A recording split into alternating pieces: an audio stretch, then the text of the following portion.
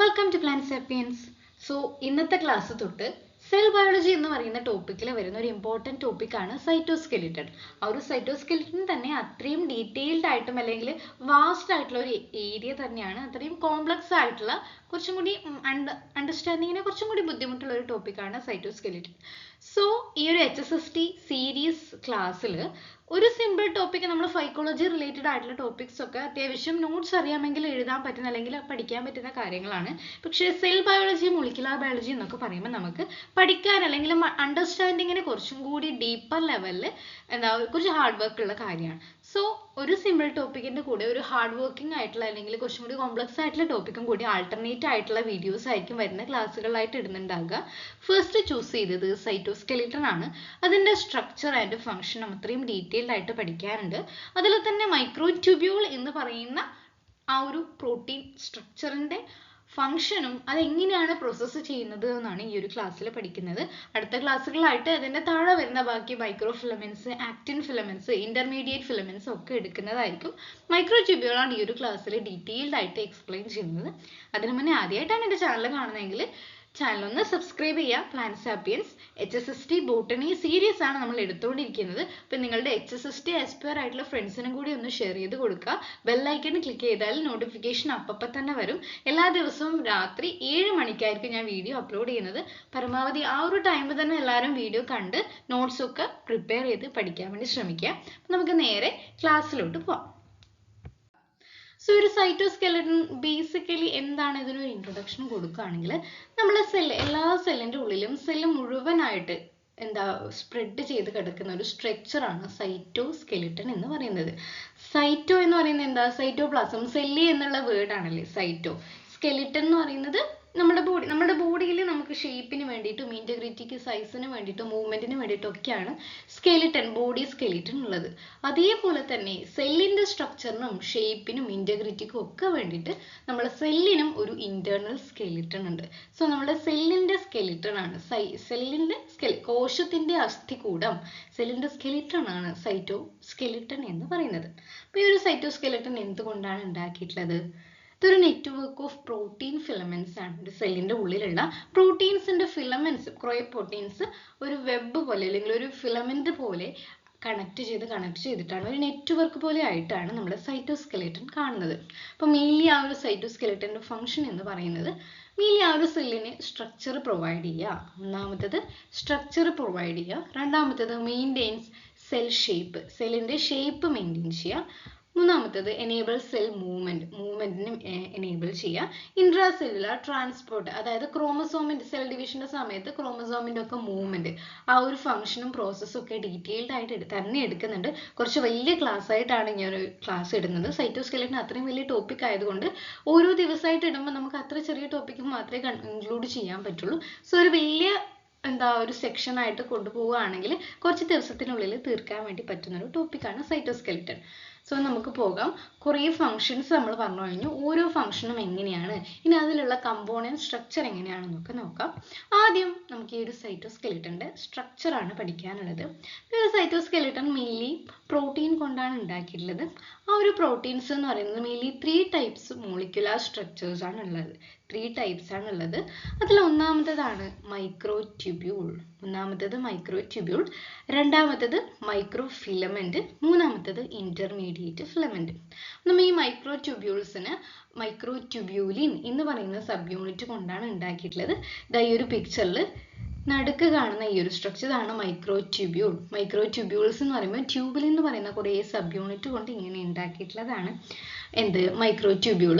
അത് ഒരു തിക്കസ്റ്റ് ആയിട്ട്, ഈ ഒരു 3 മോളിക്കുലാർ സ്ട്രക്ചറിൽ ഏറ്റവും തിക്കസ്റ്റ് ആയിട്ടുള്ളതാണ് ഈ ഒരു 25 നാനോമീറ്റർ ഡയമീറ്റർ ഉള്ള മൈക്രോട്യൂബ്യൂൾ. ദെൻ സെക്കൻഡ് വൺ ആണ് മൈക്രോഫിലമെന്റ്. ആക്റ്റിൻ ഫിലമെന്റ് എന്നുള്ള പേരും പറയുന്നുണ്ട്. കാരണം ആക്റ്റിൻ മോളിക്യൂൾസ് കൊണ്ടാണ്, ആക്റ്റിൻ ഫിലമെന്റ് യൂണിറ്റ് കൊണ്ടാണ് ഇത് ഉണ്ടാക്കിയിട്ടുള്ളത്. തിന്നസ്റ്റ് ആണ്, ഏറ്റവും നേരിയതാണ്. അതിന്റെ ഡയമീറ്റർ എന്ന് പറയുന്നത് ജസ്റ്റ് 7 നാനോമീറ്റർ ആണ് ഈ ഒരു ആക്റ്റിൻ ഫിലമെന്റിന്റെ ഡയമീറ്റർ എന്ന് പറയുന്നത്. ദെൻ ഈ മൈക്രോട്യൂബ്യൂളിന്റെയും ആക്റ്റിൻ ഫിലമെന്റിന്റെയും ഇന്റർമീഡിയറ്റ്, അതിന്റെ മിഡിൽ ആയിട്ട് വരുന്ന ആ ഒരു മോളിക്കുലാർ സ്ട്രക്ചർ ആണ് നമ്മുടെ ഇന്റർമീഡിയറ്റ് ഫിലമെന്റ് എന്ന് പറയുന്നത്. അതിന്റെ ഡയമീറ്റർ 10 നാനോമീറ്റർ ആണ്. ഓക്കെ, അപ്പോൾ ഡയമീറ്റർ ഒക്കെ കൃത്യമായിട്ട് പഠിച്ചു വെക്കണം. ഇതാണ് 3 മോളിക്കുലാർ സ്ട്രക്ചേഴ്സ്. അപ്പോൾ ഇതിൻ്റെ ഒക്കെ ഫംഗ്ഷൻ ഡീറ്റെയിൽഡ് ആയിട്ട് പഠിക്കാറുണ്ട്. ഇവിടെ ഒരു കൈനസീൻ എന്നൊക്കെ പറയുന്ന സ്ട്രക്ചർ ഉണ്ട്. ഇതൊക്കെ എപ്പോഴും എല്ലാ കോമ്പറ്റേറ്റീവ് എക്സാമിനും ചോദിക്കുന്ന ഒരു ചോദ്യമാണ്. മൈക്രോട്യൂബ്യൂൾസും കൈനസീനും തമ്മിലുള്ള ആ ഒരു മൂവ്മെൻറ്റ്, ഇവ തമ്മിലുള്ള ഫംഗ്ഷൻ എന്താണ്, റിലേഷൻ എന്താണെന്നൊക്കെ ഡീറ്റെയിൽഡ് ആയിട്ട് പഠിക്കാം. നമുക്ക് ഓരോന്നിൻ്റെയും കുറച്ചും കൂടി ഡീറ്റെയിൽഡ് ആയിട്ടുള്ള സ്ട്രക്ചർ മാത്രം ഒന്ന് ആദ്യം പറഞ്ഞു പോകാം, എന്നിട്ട് ഡീറ്റെയിൽഡ് ആയിട്ടുള്ള ഫംഗ്ഷനിലേക്ക് പോകുന്നതായിരിക്കും. സോ ഫസ്റ്റ് നമ്മൾ പറയുന്നത് മൈക്രോട്യൂബ്യൂളിൻ്റെ സ്ട്രക്ചറും അതിനുശേഷം അതിൻ്റെ ഡീറ്റെയിൽഡ് ആയിട്ടുള്ള മെക്കാനിസവും കൂടിയാണ് ഈ ഒരു ക്ലാസ്സിൽ എടുക്കുന്നത്.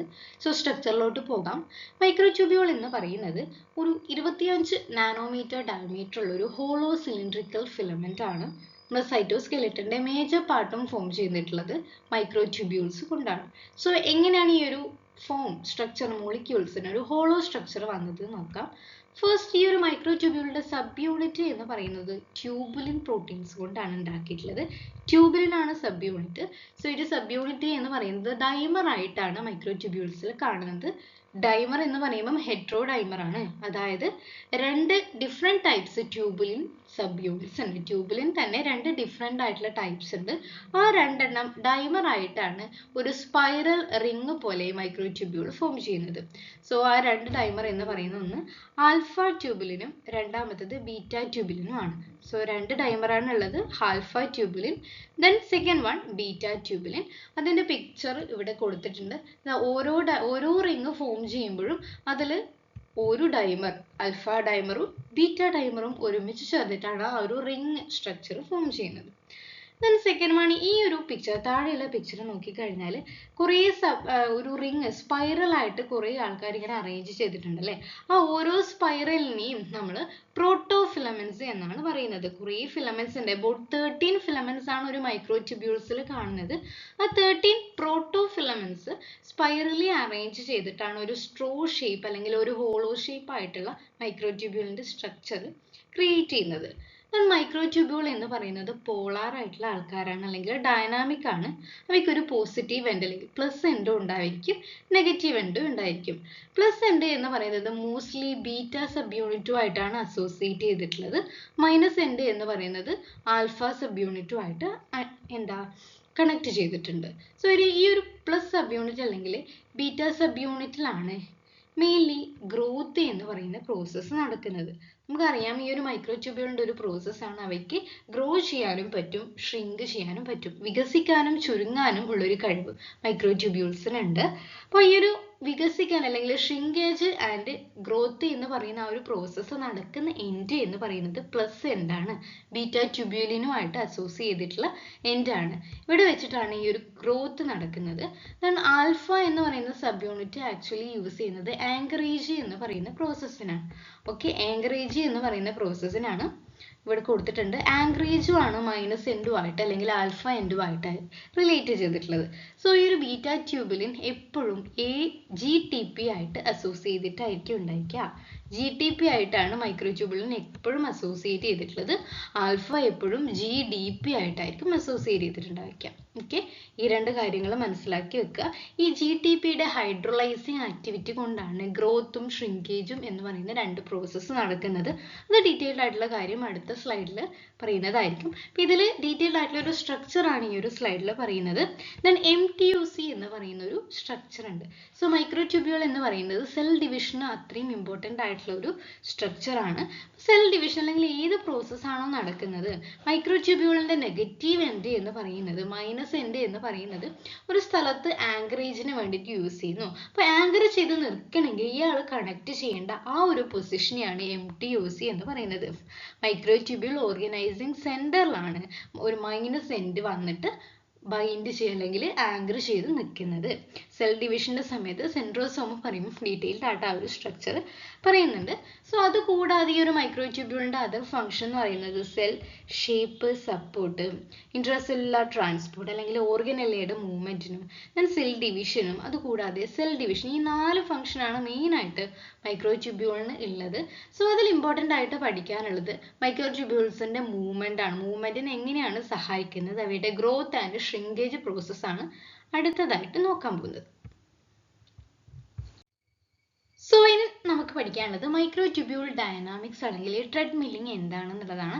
സോ ഞാൻ ഇപ്പൊ പറഞ്ഞു ഗ്രോത്ത് ആൻഡ് ഷ്രിങ്കേജ് എന്ന് പറയുന്ന പ്രോസസ്സ് നടക്കുന്നുണ്ടെന്ന്. ഫസ്റ്റ് അറിഞ്ഞിരിക്കേണ്ട കാര്യം ഈ ഒരു മൈക്രോട്യൂബ്യൂളിന്റെ പ്ലസ് എൻഡും മൈനസ് എൻഡും ഉണ്ട് എന്ന് പറഞ്ഞു അല്ലേ. മുകളിൽ കൊടുത്തേക്കുന്ന പിക്ചറിൽ നോക്കിയാൽ മതി. ഈ ഒരു റൈറ്റ് സൈഡ് പ്ലസ് എൻഡും ദെൻ നെഗറ്റീവ് എൻഡും ഉണ്ട് എന്ന് പറഞ്ഞു. ആ ഒരു പ്ലസ് എൻഡിലാണ് ഗ്രോത്തും ഷ്രിങ്കേജും രണ്ടും നടക്കുന്നത്. നെഗറ്റീവ് എൻഡ് ആങ്കറേജിനാണ് എന്നും പറഞ്ഞു. സോ ഈ ഒരു സെയിം എൻഡിൽ എങ്ങനെയാണ് ഗ്രോത്ത് അല്ലെങ്കിൽ ഷ്രിങ്കേജ്, ഗ്രോത്ത് ആണോ നടക്കേണ്ടത് അല്ലെങ്കിൽ ഷ്രിങ്കേജ് ആണോ നടക്കേണ്ടത് എന്ന് തീരുമാനിക്കുന്നത് ഏതിന്റെ അടിസ്ഥാനത്തിലാണ്, ഇതിന്റെ ബേസിക് ആയിട്ടാണ് എന്നാണ് ഈ ഒരു ക്ലാസ്സിൽ പറയുന്നത്. ട്രെഡ്മില്ലിംഗ് അല്ലെങ്കിൽ മൈക്രോട്യൂബ്യൂൾ ഡൈനാമിക്സ് എന്നാണ് ഈ ഒരു പ്രോസസ്സിന് പേര് പറയുന്നത്. സോ എന്താണ് ട്രെഡ്മില്ലിംഗ് എന്ന് നോക്കാം. ഫസ്റ്റ് എങ്ങനെയാണ് ഗ്രോത്ത് നടക്കുന്നത്. അപ്പോൾ ഗ്രോത്ത് ആയാലും ഷ്രിങ്കേജ് ആയാലും രണ്ടും GTP ഹൈഡ്രോളിസിസ് എന്ന് പറയുന്ന പ്രോസസ്സിന്റെ ബേസിലാണ് ആൾട്ടർനേറ്റ് ആയിട്ട് വരുന്നത്. Okay, GTP hydrolysis. സോ എങ്ങനെയാണ് ഗ്രോത്ത് നടക്കുന്നത് എന്ന് ഇവിടെ കൊടുത്തിട്ടുണ്ട്. Polymerisation rate is faster than GTP hydrolysis. അതായത് നമ്മുടെ ട്യൂബുലിൻ മോളിക്യൂൾസ് ആഡ് ചെയ്ത് വരുന്നതിനെയാണ് പോളിമറൈസേഷൻ. അപ്പോൾ ട്യൂബുലിൻ മോളിക്യൂൾസ് ആഡ് ചെയ്യുന്നുണ്ട്, അതിനനുസരിച്ച് GTP ഹൈഡ്രോളിസിസ് നടക്കുന്നുണ്ട്. പക്ഷേ ഈ ഒരു GTP ഹൈഡ്രോളിസിന്റെ റേറ്റ് കുറവാണ്, പോളിമറൈസേഷൻ ആണ് കൂടുതൽ നടക്കുന്നുണ്ടെങ്കിൽ അവിടെ ഗ്രോത്ത് ആണ് നടക്കുക. നമുക്ക് പ്രോസസ്സ് ജസ്റ്റ് ഒന്ന് നോക്കാം. അപ്പോൾ ഇവിടെ കൊടുത്തേക്കുന്നുണ്ട് ഈ ഒരു ബ്ലാക്ക് കളറും വൈറ്റ് കളറും. ഈ ബ്ലാക്ക് കളറാണ് എന്ത്, ബീറ്റ സബ് യൂണിറ്റ്. ആ ബീറ്റ സബ് യൂണിറ്റ് എന്ന് പറയുന്നത് GTP അസോസിയേറ്റഡ് ആണ്. GTP അസോസിയേറ്റ് ചെയ്തിട്ടുള്ള ബീറ്റ സബ് യൂണിറ്റ് ആഡ് ചെയ്തുകൊണ്ടിരിക്കുമ്പം അവിടെ പോളിമറൈസേഷൻ, അതായത് പോളിമറൈസേഷൻ നടക്കുന്നുണ്ട്. പോളിമറൈസേഷൻ നടക്കുമ്പം ഈ ഒരു GTP എന്തായിട്ട് മാറും, ചില GTP GDP പ്ലസ് PI ആയിട്ട് മാറും അല്ലെ. പക്ഷെ ഈ ഒരു GDP പ്ലസ് PI ആയിട്ട് മാറുന്ന ആ ഒരു റേറ്റ് എന്ന് പറയുന്നത് സ്ലോ ആണ്. ഓക്കെ, കുറവാണ്, റേറ്റ് കുറവാണ്. സോ പോളിമറൈസേഷൻ ആണ് കൂടുതൽ ഇവിടെ നടക്കുന്നത്. അപ്പോൾ അങ്ങനെ പോളിമറൈസേഷൻ നടക്കുമ്പോൾ ഇവിടെ ഒരു GTP ക്യാപ്പ് ഫോം ചെയ്യും. GTPയുടെ അളവ്, ഹൈഡ്രോളൈസ് ചെയ്യുന്ന അളവ് കുറവായതുകൊണ്ട് തന്നെ GTP ക്യാപ്പ് ഫോം ചെയ്യുകയും ചെയ്യും. പോളിമറൈസേഷൻ കൂടുതലും നടക്കും, അതുകൊണ്ട് തന്നെ അവിടെ ഗ്രോത്ത് ആണ് നടക്കുന്നത്. ഓക്കെ, നേരെ തിരിച്ച് ഷ്രിങ്കേജ് നടക്കുന്നത് എങ്ങനെയാണ്. ഷ്രിങ്കേജ് എന്ന് പറയുമ്പോൾ അവിടെ പോളിമറൈസേഷൻ നടക്കുന്നുണ്ട്, പക്ഷേങ്കിൽ അതായത് ഈ ഒരു beta alpha sub unit add ചെയ്ത് വരുന്നുണ്ടെങ്കിലും സ്ലോവർ ആണ്. GTPയുടെ ഹൈഡ്രോളിസിസ് ആണ് അതിനേക്കാൾ കൂടുതൽ നടക്കുന്നത്. അതായത് ഇവിടെ GTP എന്ന് പറയുന്നത് എന്തായിട്ട് മാറുകയാണ്, GDP ആയിട്ട് മാറും. GDP പ്ലസ് PI ആയിട്ട് മാറുകയാണ്. അതിന്റെ റേറ്റ് കൂടുതലാണ്. അതായത് പോളിമറൈസേഷൻ നടക്കുന്നതിനേക്കാളും കൂടുതൽ ഈ ഒരു GTP മാറി GDP ഉണ്ടാകുന്നത് കൊണ്ട് തന്നെ അവിടെ നടക്കുന്നത് ഷ്രിങ്കേജ് ആയിരിക്കും. Polymerisation rate is slower than GTP hydrolysis. So അവിടെ GTP ക്യാപ്പ് ഫോം ചെയ്യുന്നില്ല, കാരണം അവിടുന്ന് ഈ ഒരു ഡൈമർ മോളിക്യൂൾസ് സെപ്പറേറ്റ് ചെയ്ത് പോകും. സോ ഇതാണ് ട്രെഡ്മില്ലിംഗ്. എങ്ങനെയാണ് ഈ ഒരു മൈക്രോട്യൂബ്യൂൾസ് എന്ന് പറയുന്നത്, നമ്മൾ ക്രോമസോമിന്റെ സമയത്ത് ഈ ഒരു മെറ്റാഫേസിക് പ്ലേറ്റ് കഴിഞ്ഞിട്ട് അനാഫേസ് ഉണ്ടല്ലോ അല്ലെ. അനാഫേസിൽ ഈ സ്പിൻഡിൽ ഫൈബേഴ്സ് ബേക്കോട്ടേക്ക് പോകുന്നില്ലേ, അതായത് സ്പിൻഡിൽ ഫൈബേഴ്സ് ഈ ഒരു പൊസിഷൻ ആണെങ്കിൽ നടുക്ക് നിൽക്കുന്ന ഈ ഒരു ക്രോമസോമിൽ നിന്ന് സ്പിൻഡിൽ ഫൈബർ പിറകോട്ടേക്ക് വലിക്കുന്നുണ്ട് അല്ലെ. എന്നിട്ട് രണ്ട് പോൾസിലായിട്ട് ക്രോമസോംസ് അറേഞ്ച് ചെയ്യുന്നുണ്ട്. ആ ഒരു സ്പിൻഡിൽ ഫൈബർ എന്ന് പറയുന്നത് മൈക്രോട്യൂബ്യൂളിന്റെ ആക്ടിവിറ്റി കൊണ്ട് ഉണ്ടാക്കിയിട്ടുള്ളതാണ്. അപ്പൊ ഈ ഒരു മൈക്രോട്യൂബ്യൂളിൽ ഏത് ആക്ടിവിറ്റിയാണ്, ഷ്രിങ്കേജ് ആണ് നടക്കുന്നത്. ഈ ഷ്രിങ്കേജ് എന്ന് പറയുന്ന പ്രോസസ് ആണ് പുറത്തോട്ടേക്ക് വലിക്കുമ്പം നടക്കുന്നത്. ഇനി ഫസ്റ്റ് ഫേസിലെ ഒരു മെറ്റാഫേസിക് പ്ലേറ്റിൽ വന്നിട്ട് ക്രോമസോമിനെ അറ്റാച്ച് ചെയ്യുന്നുണ്ട്. അപ്പൊ ഈ അറ്റാച്ച് ചെയ്യുമ്പോൾ അവിടെ നടക്കുന്നത് ഗ്രോത്ത് ആണ്. ഓക്കെ, ഗ്രോത്ത് ആണ്, മൈക്രോട്യൂബ്യൂൾ ഡയനാമിക്സ് ആണ് അല്ലെ. ഈ ഒരു ക്രോമസോമിന്റെ സമയത്ത് ഗ്രോത്തും നടക്കുന്നുണ്ട്, ഷ്രിങ്കേജും നടക്കുന്നുണ്ട്. ഡിവിഷന്റെ സമയത്ത് ഓരോ ഫേസിലും അനാഫേസ്, ടീലോഫേസ് എന്നൊക്കെ പറയുമ്പോൾ അനാഫേസിൽ ഷ്രിങ്കേജും ആ ഒരു മെറ്റാഫേസ് പ്ലേറ്റിലേക്ക് വന്ന് നിൽക്കുമ്പോൾ ആ ഒരു പ്രോഫേസിന് മെറ്റാഫേസിലേക്ക് വരുമ്പോൾ അവിടെ ഗ്രോത്തും ആണ് നടക്കുന്നത്. സോ ഇതാണ് ഈ ഒരു മൈക്രോട്യൂബ്യൂളിന്റെ പ്രോസസ്സ് എന്ന് പറയുന്നത്. സോ ഇങ്ങനെയുള്ളത് കൊണ്ട് തന്നെ ഇവയ്ക്ക് ഗ്രോ ചെയ്യാനും ഷ്രിങ്ക് ചെയ്യാനുള്ള എബിലിറ്റി ഉള്ളത് കൊണ്ട് തന്നെ അവയ്ക്ക് റീമോഡലിംഗ് എന്ന് പറയുന്ന ഒരു എബിലിറ്റിയും കൂടി നിങ്ങൾ മനസ്സിലാക്കി വെച്ചേക്കുക. അതായത് ഈ ഒരു മൈക്രോട്യൂബ്യൂൾസിന് ഒരു ഫിക്സഡ് ആയിട്ടുള്ള ഷേപ്പ് അല്ലെങ്കിൽ അങ്ങനെ ഒരു സാധനം ഇല്ല. ഇപ്പോൾ ഒരു ഷേപ്പ് ഉണ്ടെങ്കിൽ അതിനെ റീമോഡലിംഗ് ചെയ്ത് വേറൊരു ഷേപ്പിലേക്ക് മാറ്റാൻ വേണ്ടിയിട്ടും ഈ ഒരു MT അല്ലെങ്കിൽ മൈക്രോട്യൂബ്യൂൾസിന് സാധിക്കുന്നുണ്ട്. അപ്പോൾ ഇത്രയാണ് ഒരു മൈക്രോ ട്യൂബ്യൂൾസിനെ കുറിച്ച് ഡീറ്റെയിൽഡ് ആയിട്ട് പറയാനുള്ളത്. കുറച്ചല്ല അത്യാവശ്യം ഡീറ്റെയിൽഡ് ആയിട്ട് തന്നെ എല്ലാ കാര്യങ്ങളും പറഞ്ഞിട്ടുണ്ട്. അപ്പോൾ അടുത്ത ക്ലാസ്സിൽ മൈക്രോ ഫിലമെന്റ്സിൻ്റെയും പിന്നെ ഉള്ളത് ഇന്റർമീഡിയറ്റ് ഫിലമെന്റ്സിൻ്റെയും സ്ട്രക്ചറും ഡീറ്റെയിൽഡ് ആയിട്ടുള്ള ഫംഗ്ഷനിങ്ങും ഒക്കെ പറയുന്നതായിരിക്കും. അപ്പോൾ സ്റ്റേ ട്യൂൺഡ്.